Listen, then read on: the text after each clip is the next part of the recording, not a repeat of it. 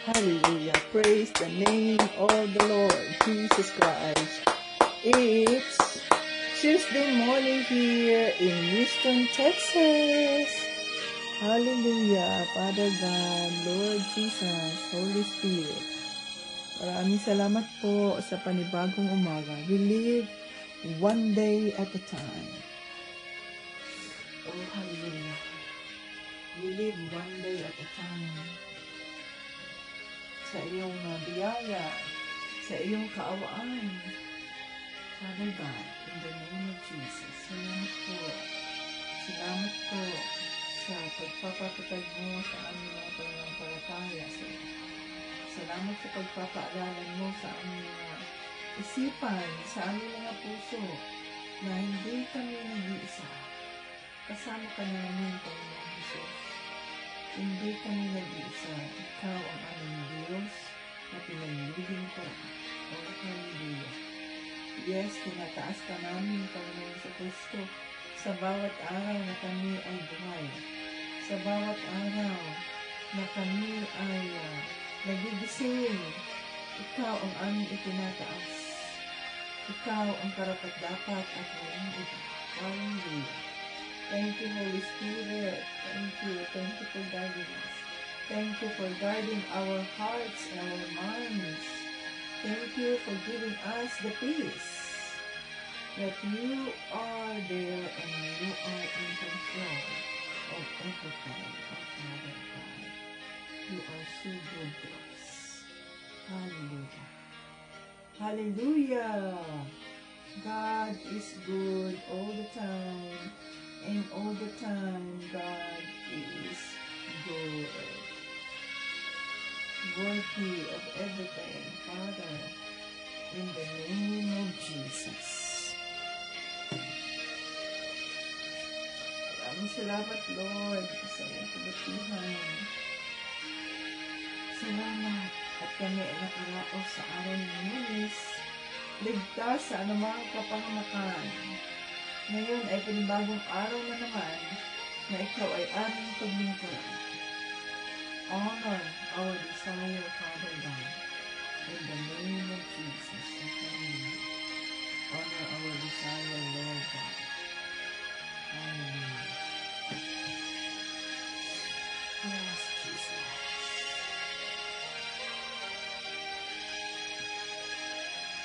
Nothing is impossible with you. You are our God. Nothing is impossible with you.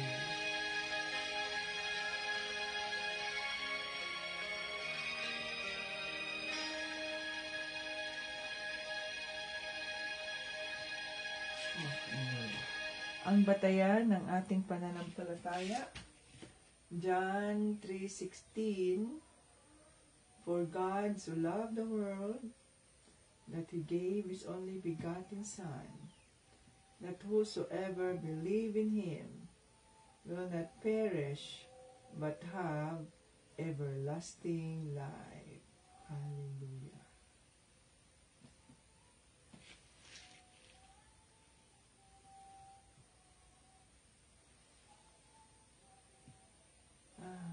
Ang gagawin dito? Ano nangyari dito? Sandali lang. Happy moments, praise God. Happy moments, praise God. Difficult moments, seek God. Quiet moments, worship God. Painful moments, trust God. And every moment, thank God in the name of Jesus. And by the blood of Jesus. Hallelujah. So, ayan. Welcome dito sa ating live, mga ka-Team Jesus. Dali lang.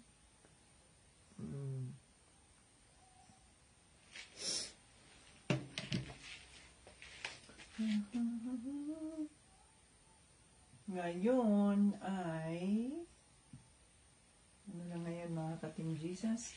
Malapit ng May 20 na. Hallelujah. ilang araw na lang at tayo ay matapos na ang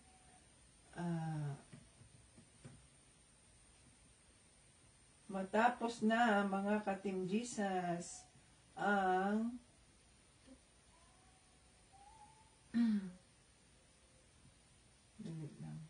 ang buwan ng May. Matatapos na. Oh Lord.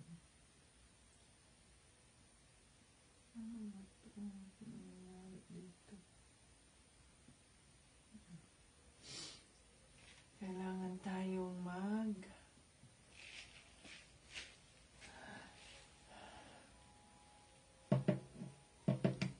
quiet moments. Tapos malapit na matapos ang May, mga ka-Team Jesus. Ilang araw na lang at matapos na ang May, kaya dapat ay magsigasig tayo para sa ating Panginoong Jesucristo. Welcome dito sa ating live Facebook joiners, Facebook viewers, YouTube viewers. Salamat sa Diyos at tayo ay nandito na naman.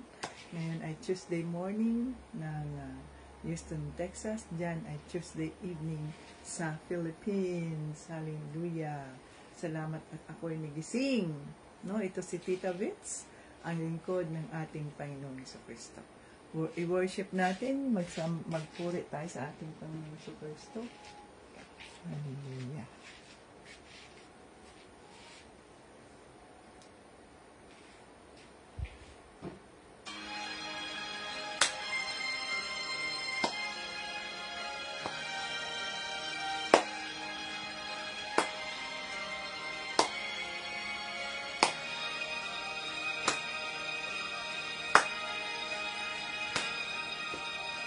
Pagising sa umaga, kay ganda ng mundong ginawa niya. Ngayon ko lang nakita ang ganda ng mundo. Salamat sa Diyos at ako'y binago. Yes, Lord. Thank you, Lord. Nang tanggapin ko si Jesus, aking Diyos, nabago ang lahat sa buhay ko. Bagong ligaya ang nadarama, bagong pag-asa ang nakikita.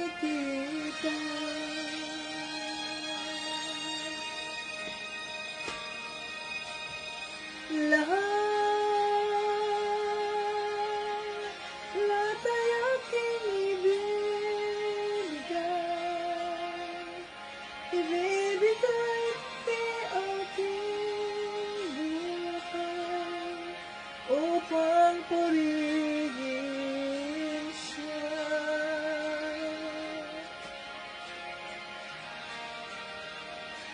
Lahat ay aking ibibigay pati aking buhay upang purihin siya.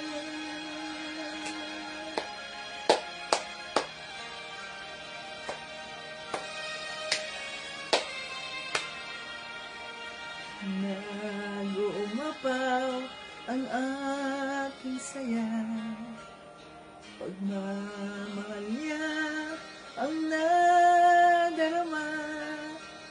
Kay ganda ng buhay na nasa kanya, purihin ang Diyos, purihin si Jesus.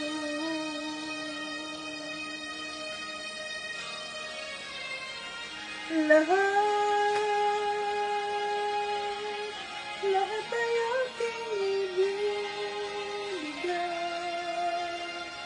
ibibigay pati aking buhay upang purihin siya.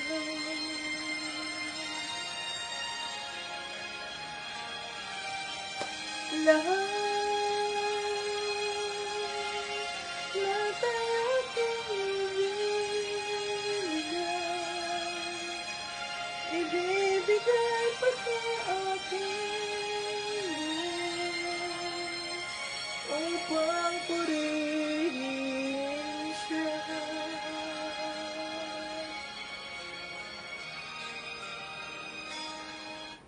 Hallelujah, Father God, in the name of Jesus, salamat po dahil kami ay nagising na naman at patuloy na nagsasamba sa inyo. Patuloy na kinikilala ang iyong kabutihan, ang iyong pagmamahal, ang iyong kaawaan na walang hanggan.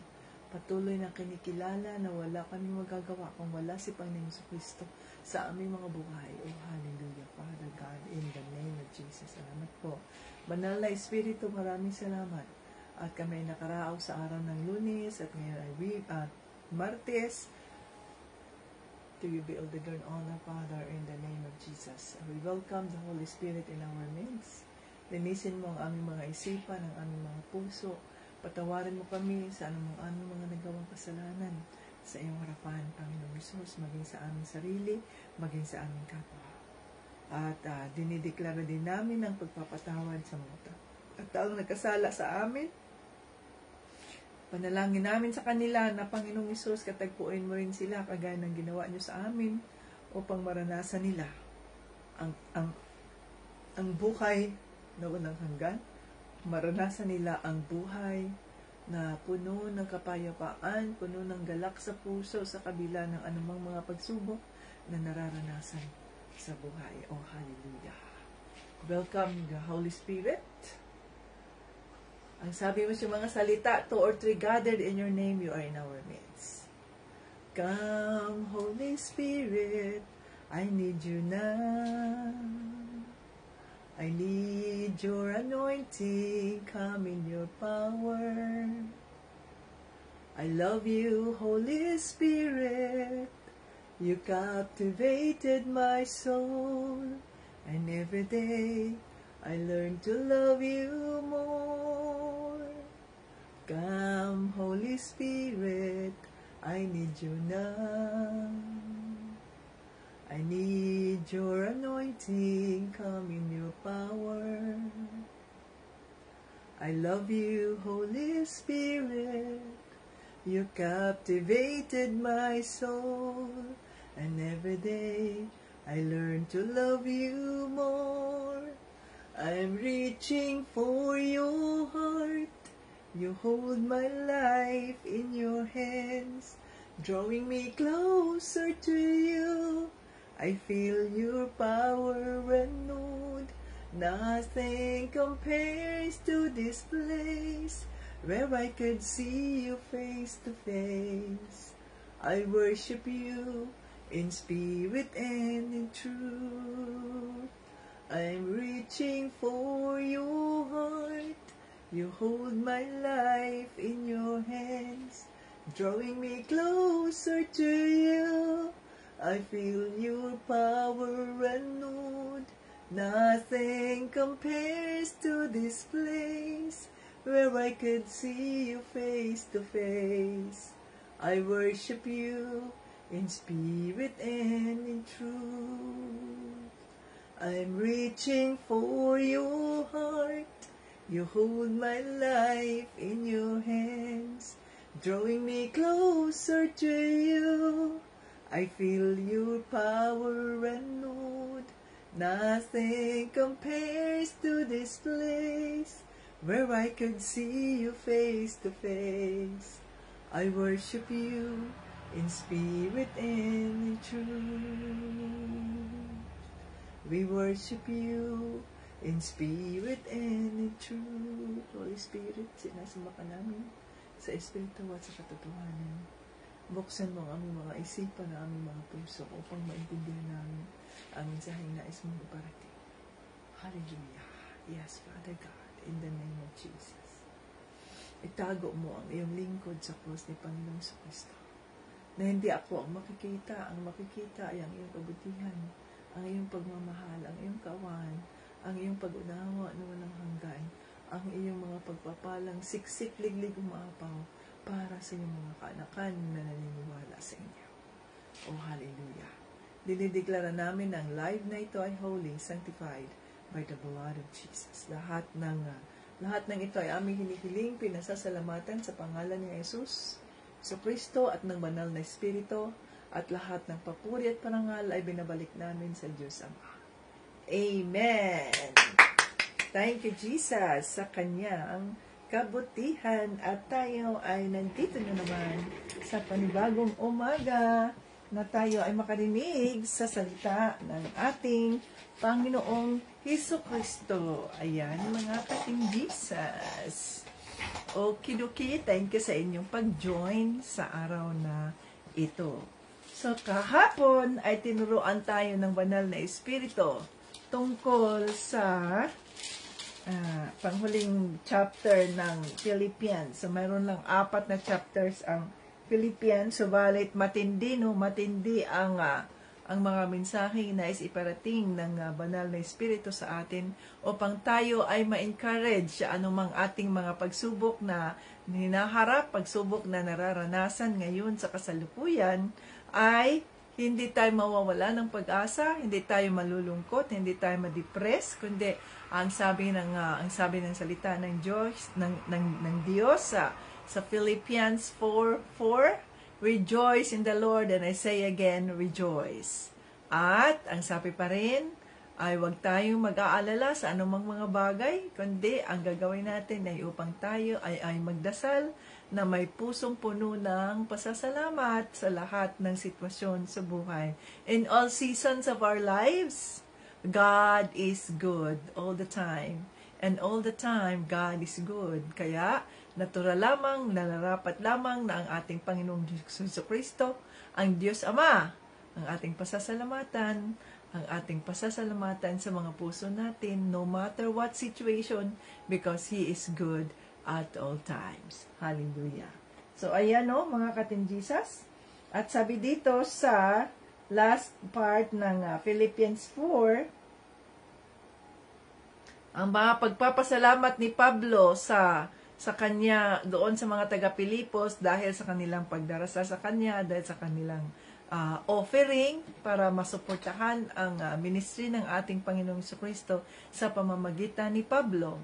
At sinabi ni Pablo doon na kontento siya maging sa panahon na siya ay wala o sa panahon na siya ay abundant, maging sa panahon, anong sabi niya dito? Kontento siya, no?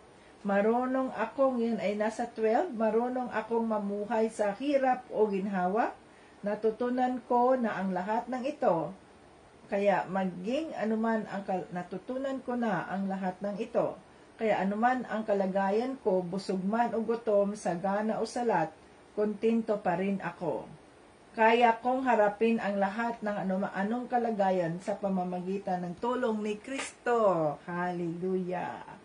Na nagpapatatag sa akin. Kaya, Philippians 4:13, yan ang isang mga pangako, no, na nagpapatatag sa atin. I can do all things to Christ who strengthens me. Hallelujah. Kaya anuman ang mga deception ng kaaway ng Diyos, kailangan na sabihin natin sa Kanya, I can do all things to Christ who strengthens me. Hallelujah. In the name of Jesus. Ayan. So, dito na tayo mga katinjisa sa Colossians. Ang mga taga-Colossians. So, tapos na tayo sa Philippians. Pinakita doon kung gaano ka matulungin ang mga taga-Pilipos, no, doon sa ministry na ibinigay ng ating Panginoong Jesucristo sa pamamagitan ni Pablo. So, dito tayo sa Colosas, mga kating Jesus. Colossians chapter 1, verses 1 to 14. Okay, basahin na natin ang Colossians chapter 1, verses 1 to 14, mga kating Jesus. Ayan, basahin natin. Mula kay Pablo na apostol ni Kristo Jesus ayon sa kalooban ng Diyos, kasama si Timoteo na kapatid natin. Mahal kong mga taga-Kolosas, pinabanal at matapat na kapatid na kay Kristo. Sumainyo nawa ang biyaya at kapayapaang galing sa Diyos ng ating Ama. Ang panalangin ni Pablo para sa mga taga-Kolosas. Lagi kaming nagpapasalamat sa Diyos na Ama ng ating Panginoong Jesucristo sa tuwing nananalangin kami para sa inyo. Sapagkat nabalitaan namin ang pananampalataya nyo bilang mga anak kay Kristo Jesus at ang pag-ibig nyo sa lahat ng mga pinabanal ng Diyos. Dahil umaasa kayong makakamtan ninyo ang mga inilaan para sa inyo sa langit. Ang pag-asang ito'y una ninyong narinig nang ipangaral sa inyo ang salita ng katotohanan, ang magandang balita, at ang magandang balitang ito'y lumalaganap at lumalago sa buong mundo katulad ng nangyari sa inyo noong una ninyong marinig at maunawaan ang katotohanan tungkol sa biyaya ng Diyos. Natutunan nyo ito kay Epaphras na minamahal namin at kapwa lingkod ng Panginoon. Isa siyang tapat na nalingkod ni Kristo at pumariyan siyang bilang kinatawan namin. Siya ang nagbalita sa amin tungkol sa pag-ibig niyo na ibinigay ng banal na Espiritu. Kaya nga, mula nang mabalitaan namin ang tungkol sa inyo, patuloy namin kayong ipinanalangin. Hinihiling namin sa Diyos na bigyan nawa kayo ng karunungan at pag-unawang mula sa banal na Espiritu para lubusan ninyong malaman ang kalooban niya. Sa ganoon, makakapamuhay kayo ng karapat-dapat at kalugod-lugod sa Panginoon sa lahat ng bagay. At makikita na lumalago kayo sa mabubuting gawa at sa pagkakakilala sa Diyos. Naway palakasin niya kayo sa pamamagitan ng dakila niyang kapangyarihan para makatagal at makapagtiis kayo sa lahat ng bagay ng may kagalakan at makapagpapasalamat din kayo sa Ama. Ginawa niya kayong karapat-dapat na makabahagi ng mamanahin ng mga pinabanal niya, ang manang nasa kinaroroonan ng kaliwanagan. Iniligtas niya kayo mula sa kapangyarihan ng kadiliman at inilipat tayo sa kaharian ng minamahal niyang anak. At sa pamamagitan ng kanyang anak, tinubos niya tayo na ang ibig sabihin ay pinatawad na ang ating mga kasalanan. Hallelujah. Holy Spirit, maraming salamat po sa mensaheng nais mong iparating sa araw na ito. At na ito po ay maging gabay namin upang mas lalo pa namin mapatatag ang aming pananampalataya kay Panginoon Jesucristo. In Jesus' name, Amen. Ayan. So, ano na naman ang mensaheng nais iparating ni Pablo tungkol para sa mga taga-Colossians. So, unang-una, kung titingnan natin, palaging dinideklara ni Pablo na siya ay isang apostol ni Kristo Jesus ayon sa kalooban ng Diyos Ama. At kasama niya, nung sinulat niya ang sinulat niya yung liham na ito. I forgot pala. I'm sorry. Sinulat niya ang liham na ito, mga ka-Team Jesus, na kasama si Timoteo sa kanyang paglalakbay o sa kanyang pagkakulong doon sa Roma. Kasi si Pablo ay ikinulong siya yung mga time na yon habang naghihintay siya sa kanyang paglilitis. Ikinulong siya sa isang bahay. At doon mayroon silang guard. Doon siya ikinulong sa palasyo. At mayroon siyang guard. At pwede siyang bisitahin ng mga tagasunod ni Kristo. Halimbawa, si Timoteo ay kasama niya nung mga panahon na yun na isinulat niya ang Kolosas. Ang liham para sa mga taga-Colossians. Okay. So, ayan. So, dito ay, sabi niya, ay sumasa inyo, nawa ang biyaya ng kapangyarihang galing sa Diyos ng ating Ama. Kapangyarihan, so ang kapayapaan ay sumasa inyo. Kaya, peace be with you. Peace be with you. Kaya doon nag-umpisa yung peace be with you. The peace of the Lord Jesus Christ be with you always. No? In the name of Jesus. Ganon. So, ang panalangin, ano ang panalangin ni Pablo doon sa mga taga-Kolosas?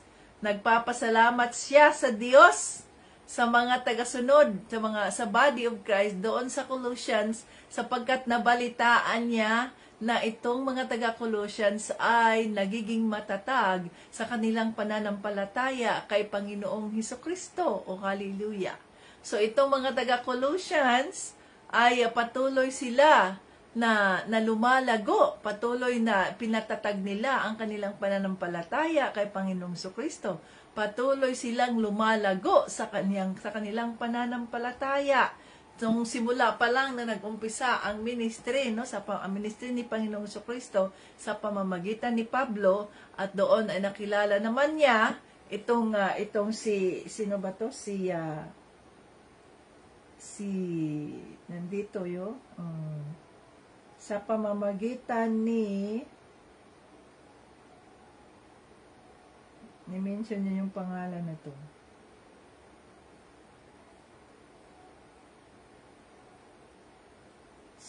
Sa pamamagitan ng isang apostolis, si Epaphras. Okay? Kay Epaphras, na isang tapat na lingkod ni Kristo. Alam niyo mga ka-Team Jesus, sa Biblia, as the Holy Spirit leads the writers o yung nag-i-interpret ng laman nito, no, nagta-translate. Kaya maging si Pablo, bibihira na inimi-mention o binabanggit sa Biblia ang mga tao. Pero kapag sila ay binabanggit, ibig sabihin nun, the Lord God Almighty, in Jesus' name, acknowledge the effort, no? Ang gawa ng mga ito sa kanyang kaharian. So, bibihira, minsan lamang nagmi-mention ang Biblia ng mga tao, ng mga specific names, kagaya halimbawa, ang babaeng Samaritano, hindi siya ini-specify. Ang babaeng ganito, ang lalaking ganito, ang isang mananampalataya, ganyan, no? Pero kapag nami-mention sa Biblia ang isang specific na tao, ibig sabihin nun, nami-mention siya, maaring dahil siya ay isang masama, o kaya na-mention siya, nababanggit siya, dahil sa kanyang katapatan sa ministry ng ating Panginoong Hesukristo.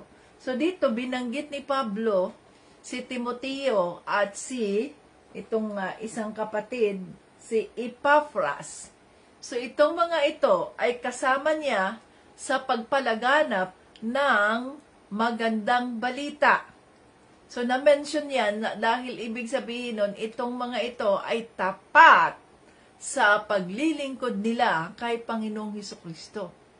Time will come, kayo dyan, mga ka-Team Jesus, sa inyong paglilingkod kay Panginoong Hesukristo, dyan sa bawat chapter na kung saan nandoon kayo, ay ipapakilala din kayo ng ating Panginoong Hesukristo sa sanlibutan, sa buong mundo. Bakit? Sapagkat ipapakilala kayo bilang tapat na tagapaglingkod ng ating Panginoong Hesukristo para sa kapurihan ng Diyos Ama.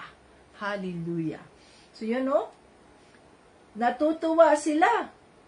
Natutuwa si Pablo na doon sa mga taga-Colossians sapagkat nakabalita sila na patuloy silang lumalago, nagiging tapat sila, hindi nabalita dito kagaya saan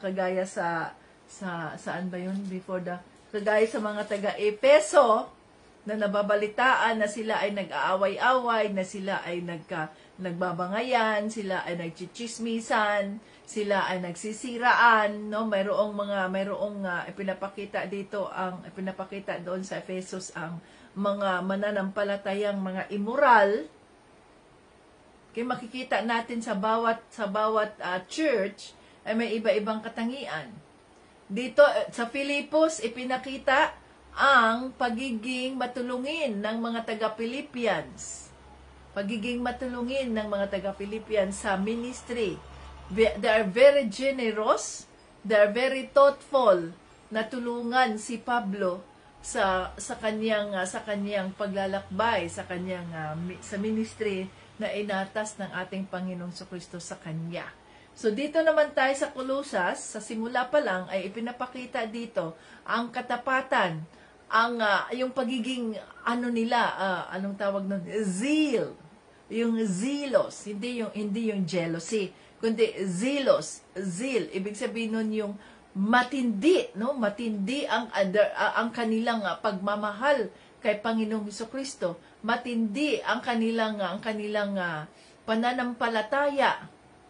They are on fire, mga ka-Team Jesus, upang ibahagi ang salita ng Diyos, upang lumago sila sa presensya ng banal na Espiritu, upang dumami sila na tapat na naglilingkod kay Panginoong Jesucristo. O hallelujah. O, sapagkat nabalitaan namin ang pananampalataya nyo. Yan ay nasa chapter 1, verse 4. Sapagkat nabalitaan namin ang pananampalataya nyo bilang mga anak kay Kristo Jesus at ang pag-ibig nyo sa lahat ng mga pinabanal ng Diyos. Dahil umaasa kayong makamtan ninyo ang mga inilaan para sa inyo sa langit.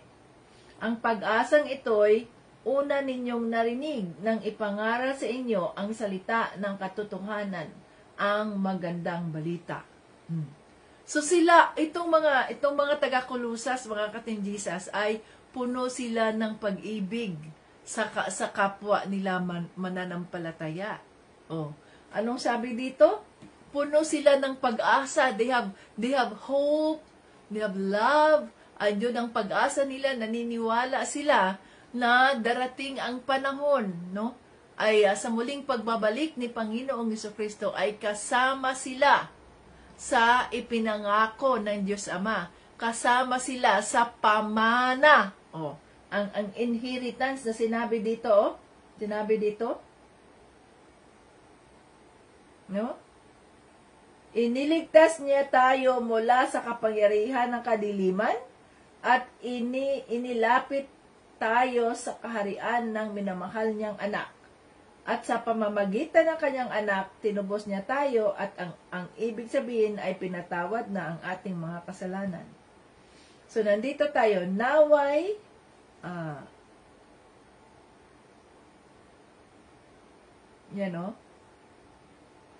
sa 11, naway palakasin niya kayo sa pamamagitan ng dakila niyang kapangyarihan para makatagal at makapagtiis kayo sa lahat ng bagay ng may kagalakan at makapagpapasalamat din kayo sa Ama.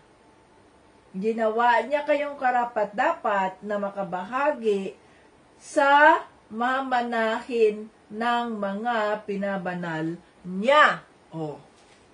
So, yun ang dasal ni Pablo na patuloy silang maglilingkod, patuloy silang magkaroon ng fire. So, yung ating pananampalataya kay Panginoong Jesucristo ay dapat na patuloy nating palakasin. Sa halip na tayo ay ma-discourage, ay ayoko nung mag-attend sa Bible study, nakakapagod, ay ganito, ganyan, ayoko na niyan, nakakapagod. Dapat ay kagaya sa mga taga-Colossians, ay ang ating pananampalataya ay ating patatagin. Makinig tayo sa salita ng Diyos. Ano man ang ating mga problema, mas piliin natin na makinig sa salita ng Diyos at bigyan siya ng oras, mga ka-Team Jesus. Sapagkat kapag kagaya tayo kay Martha nga, na puro busy ang buhay, wala na akong oras, wala na akong ganyan, sige, kasi may transactions ako, may ganito ako, may ganyan. Mas pinili pa ninyo na maging abala sa mundo kaysa sa manahimik bigyan ng oras ang ating Panginoong Jesucristo. Matuto tayo sa kanyang salita.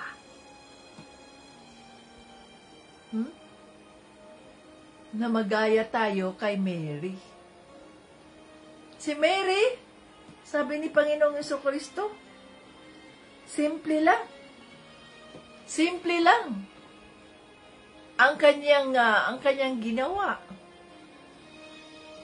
Hindi siya nag-aalala, ano man mangyayari diyan, walang pagkain diyan, walang ganito, walang pambayad sa ganito, walang pambayad sa ganyan. Simple lang ginawa ni Mary. Unahin ang makinig sa salita ng Diyos.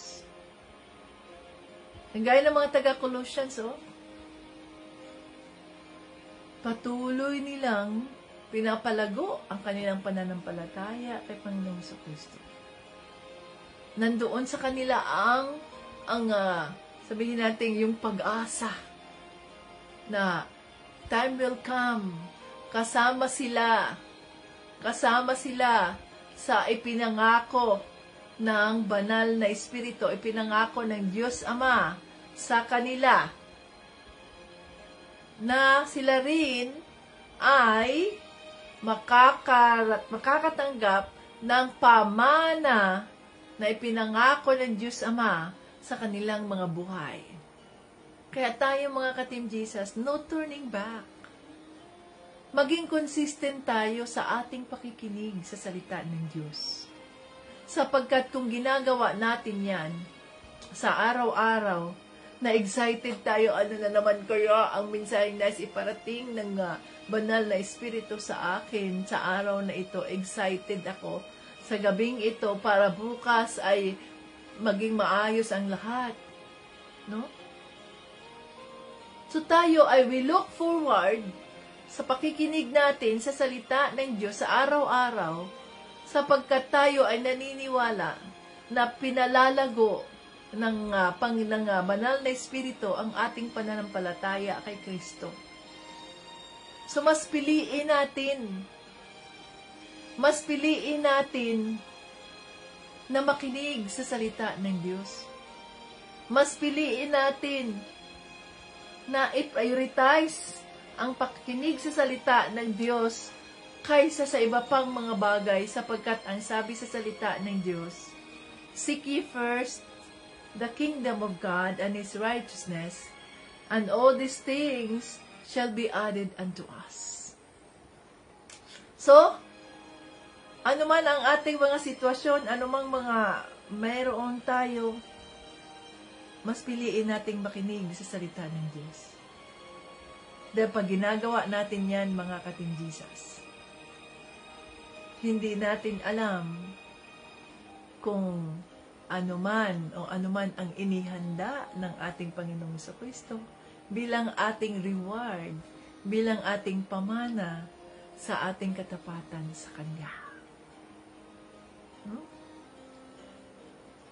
So matulad tayo sa mga taga-Colossians na puno ng pag-ibig, puno ng pag-asa, na sa anumang pribilehiyo, isang malaking pribilehiyo kasi yan, mga ka-Team Jesus, na tayo ay mayroong pagkakataon na makarinig, maka-join dito, makarinig sa salita ng Diyos. Isang pribilehiyo yan, na may oras tayo, ligtas tayo sa anumang kapahamakan, wala tayong sakit, may resource tayo na makapag-live, maka-join sa live. Isang malaking pribilehiyo yan. Sapagkat hindi lahat ng pagkakataon ay maayos ang mga buhay natin. Subalit kung ang ating mga isipan, ang ating mga puso ay positibo, unahin ko ang pakikinig sa salita ng Diyos. Sapagkat iba kasi mga ka-Team Jesus kung nandito tayo mismo sa live. Iba ang presensya ng banal na Espiritu kapag kasama tayo sa panon. Alam niyo yung panon? Sa panon. Ibig sabihin nun ay sa grupo, sa time na yon. Kaya huwag kayong mawala pagdating sa live dahil ibinubuhos ng banal na Espiritu ang kanyang mga pagpapala. Pangako yan ng ating Panginoong Jesucristo, 2 or 3 gathered in His name, He is in our midst. Sa makatuwid, sa bawat pagpupulong na ginagawa natin dito, mga ka-Team Jesus, saang dako man kayo ng daigdig, saang bahagi man kayo ng Pilipinas, isa ka sa mga nakakatanggap ng mga pagpapala ng ating Diyos Ama, ayon sa kanyang mga pangako na 2 or 3 gathered in His name, He is in our midst. Sa makatuwid, huwag nating sayangin ang pagkakataon at huwag nating sayangin, ang oportunidad, ang pribilehiyo na maka-join tayo at matanggap natin ang kanyang pagpapala, ang kanyang kapayapaan, ang kanyang mga biyaya, ang kanyang healing touch. Dahil iba ang fellowship kaysa magre-replay ka lang, nag-iisa ka na lang dyan. Iba yun kaysa kasama ka. Dahil sa mga time na yun, nandoon mismo ang presensya ng banal na Espiritu. At instant yan na naghuhulog ng mga pagpapala ang banal na Espiritu kapag nandito ka, kapag kasama ka. Kasi ang fellowship of believers ay napakahalaga. Napakahalaga yan sa harap ng Diyos. Malakas ang dating ng agreement natin sa isa't isa kapag tayo ay magkasama kaysa sa nag-iisa kang nakikinig sa salita ng Diyos. So, iba yung nag-iisa kang nakikinig sa salita ng Diyos dahil nagre-replay ka na lang doon at pinapatatag mo lang, ina-assure mo lang, pinapaalala mo lang sa sarili mo yung mensahe narinig mo sa banal na Espiritu. Iba naman ang experience natin kapag tayo talaga ay kasama dito sa fellowship na ito on the spot. Kaya mga ka-Team Jesus, mas piliin natin na makasama sa fellowship. Dahil nandito ang mga pagpapalang inilaan ng ating Panginoong Jesucristo sa bawat isa. Matindi, malakas sa pandinig ng Diyos Ama ang fellowship, mga ka-Team Jesus. Kaya nga, sabi dito sa salita ng Diyos, kayo, nabalitaan ni Pablo, nabalitaan nila ni Pablo na sila ang mga taga-Colossian. So, hindi naman niya sinabing nabalitaan ni Pablo na si ganito. No. Sa makatuwid, as a whole, as a body of Christ, nung sila ay mag-fellowship, nung sila ay magkasama sa isa't isa, pinaghati-hatian nila ang mga biyaya ng Diyos, pinagbabahagi na nila ang bawat isa, kino-comfort nila ang bawat isa, Malakas yan sa pandinig ng Diyos kapag isa tayo sa kasama sa fellowship, kapag isa tayo sa sumasang-ayon sa mga panalangin natin, sa mga prayers natin, sa mga prayer request, kung isa tayo dyan, malakas yan sa pandinig ng Diyos Ama. At He honors that. Sapagkat tayo ay gumagalaw bilang isang katawan ni Kristo. Kaya habang may pagkakataon tayo na makapag-join sa live, piliin nating makasama ang mga kapatid natin kay Kristo. Sapagkat yun ang kagalakan. That is how the Lord is being pleased with the body of Christ. Ang fellowship ang magkasama ang bawat isang mananampalataya at magkasamang pinupuri ang Diyos Ama, magkasamang nagkakaroon ng devotion, magkasamang nakakaranas sa presensya ng banal na Espiritu. Oh, hallelujah. Father God, in the name of Jesus, maraming salamat po sa iyong presensya sa oras na ito. Lord Jesus, Holy Spirit, maraming salamat po. Maraming salamat po sa pagbukas mo sa aming mga isipan. Maraming salamat sa aming mga natutunan sa araw na ito. Maraming salamat po. Hallelujah. Yes, Lord. Tulungan mo ang bawat isa, Lord Jesus, na hindi namin i-neglect ang fellowship bilang body of Christ, kundi sa araw-araw maging excited kami kung ano na naman ang mensaheng nais mong iparating sa amin. Father God, kagaya po ng panalangin ni Pablo, ng liham ni Pablo sa mga taga-Colossians, gusto rin namin, Panginoon, na babalitaan ng body of Christ, mabalitaan ng sanlibutan, na ang kami sa lugar namin, doon sa chapter namin na ito, ay mabalitaan na puno kami ng pagmamahal, puno kami ng pag-ibig sa isa't isa, puno kami ng pag-asa, kaya lumalago ang aming pananampalataya kay Panginoong Hesukristo, sapagkat nandito ka sa aming mga kalagitnaan, nandito ka, ang iyong presensya, ang aming nararanasan. Oh, hallelujah. Hallelujah. Kagaya ng mga taga-Colossians, Lord Jesus, patatagan mo ang aming pananampalataya sa iyo. Strengthen our faith. Forgive us kung ano man ang aming mga hindi paniniwala sa iyo. Forgive our unbelief. Na may mga pagkakataon na tila hindi kami naniniwala na mayroong pag-asa. Na tila wala nang hope, wala nang solusyon ang aming mga problema. Nakalimutan namin, nandiyan ka.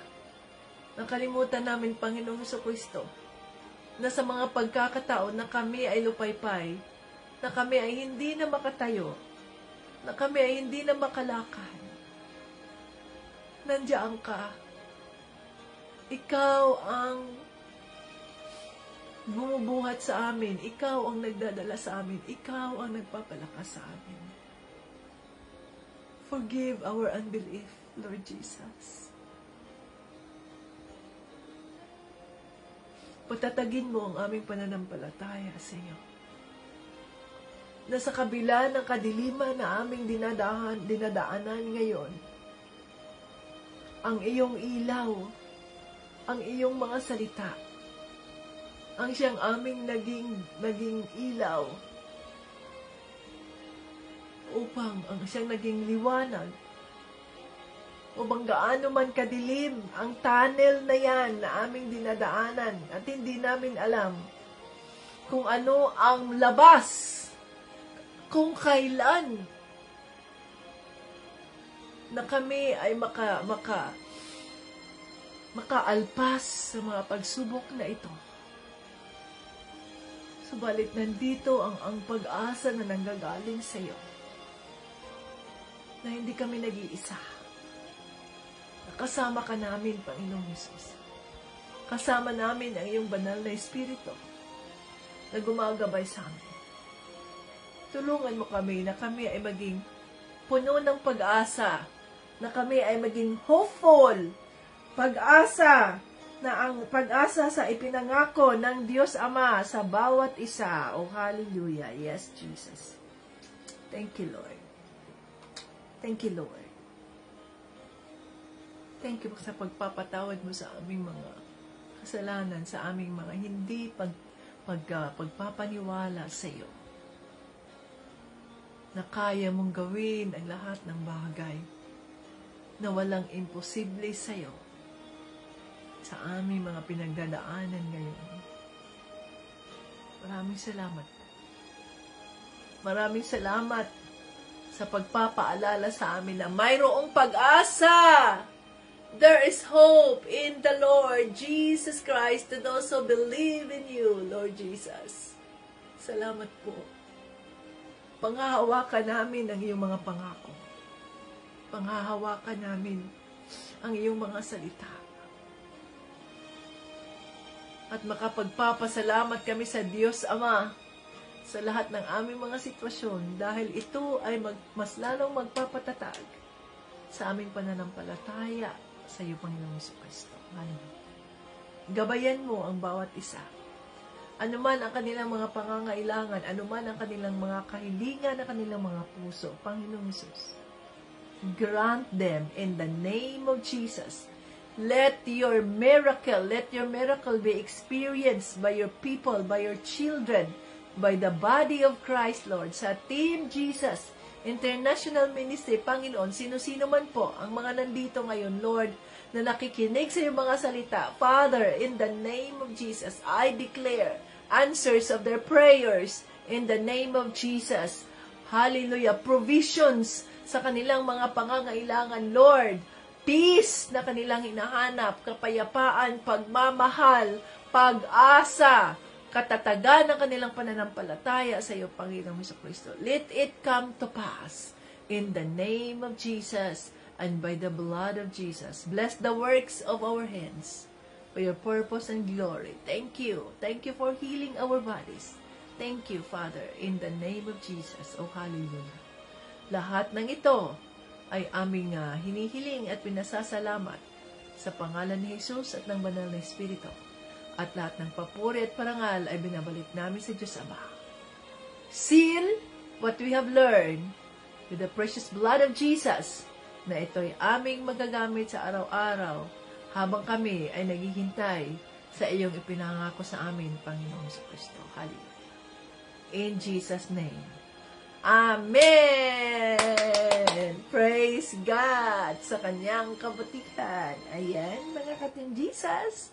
Kaya ano man ang ating pinagdadaanan ngayon, huwag tayong makalimot na tayo ay hindi nag-iisa, kasama natin si Panginoong Jesucristo. At siya ang ating pag-asa sapagkat ipinangako yan ng ating Diyos Ama sa John 3:16. At yun ang ating panghahawakan sa bawat araw na tayo ay nabubuhay. Ang pag-asa, our hope of glory.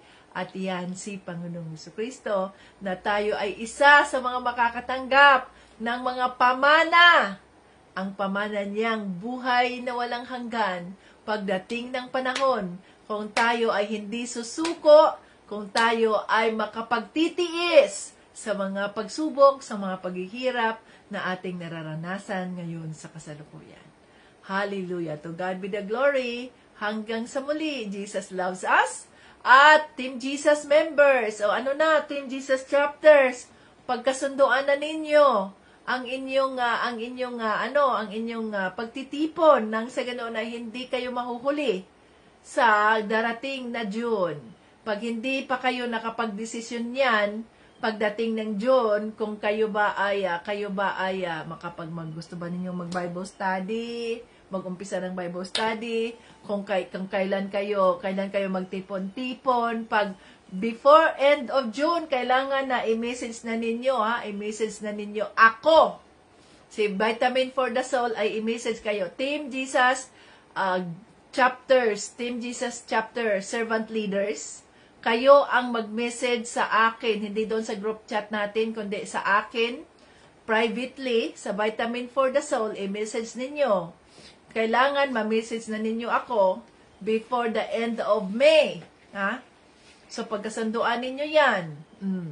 Diyan sa group chat ng Team Jesus, sabihin nyo diyan, kami ay plano namin na sa June. Para hindi kayo magkapare-pareho. Kung hindi ninyo magawa yan before, kailangan magkaroon tayo ng deadline. So, ngayon ay 20. So, ang deadline natin dyan ay 20. Deadline natin ay sa Sabado. Sabado ang ating deadline ha, Sabado, sa 25, no, not Sabado. Linggo ang ating deadline, 25 ang ating deadline. Kailangan na magkasundo na kayo dyan kung anong desisyon ninyo. Mag-start kayo ng Bible study. Mayroon na kayong, sabihin natin, na planong lugar kung saan kayo, kailan, ganyan, at magkano. Gawin na ninyo yan. Dahil kung hindi nyo yan gawin, hindi na kayo isasama sa budget. No, hindi na kayo kasama sa budget, mga ka-Team Jesus. Hindi natin pwedeng hintayin kayo ng hintayin kung kailan nyo gusto. No. Nandito kayo, kasama kayo o hindi, gusto ninyo o hindi, ayaw na mag-umpisa o hindi, mag-umpisa kayo o hindi, the ministry of the Lord Jesus Christ will continue and will start sapagkat yun ang plano ng banal na Espiritu.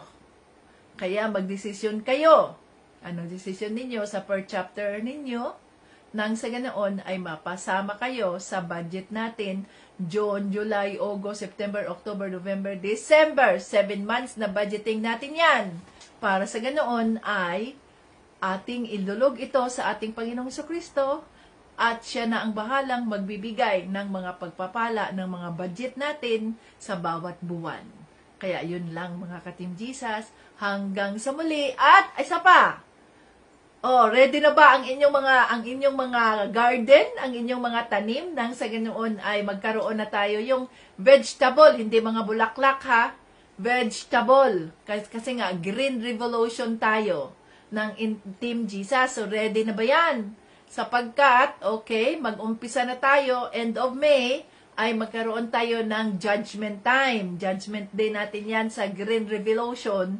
At kung sino man ang karapat-dapat na talagang nakikita natin yung kasama na dyan ang inyong bahay na mayroong Word of God. Ha? Mga bahay ninyo na mayroong nakapost na mga Word of God.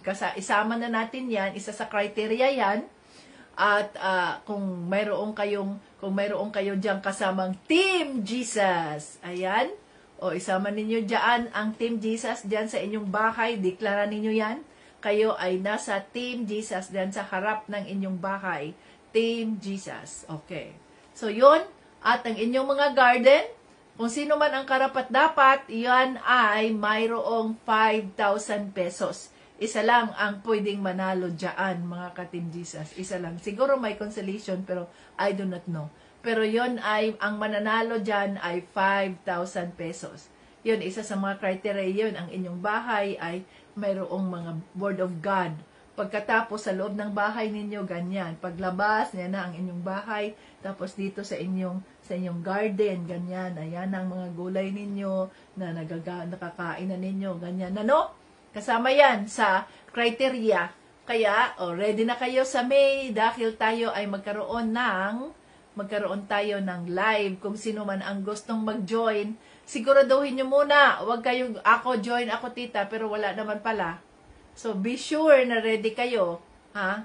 At ma-join kayo sa mga entry. So, entry number 1, number 2, number 3. So, gawin natin yan mga ka-Team Jesus sa Sunday, iwan ko, kailan ba? Pag-usapan, sa May yan May 30. Kailan ba ang May 30? May 30 is Friday, 31 is Saturday. May 31, mga ka-Team Jesus. Yes. So, gawin natin yan. Dito sa akin yan ay Friday evening. Friday evening yan. Okay. So, mag-umpisa tayo, mga ka-Team Jesus. Mula sa umaga, maaring ang entry number 1 ay mag-umpisa sa umaga alas 7 ng gabi. Ayan. Alas 7 ng umaga sa akin dito, alas 6 ng gabi. Alas 7 ng umaga, alas 8, alas 9, alas 10, alas 11, alas 12. Ganun ang gawin natin. Kung ilan ang interest natin, mga ka-Team Jesus, the Lord willing. Okay. Hanggang sa muli, Jesus loves us. Bye-bye.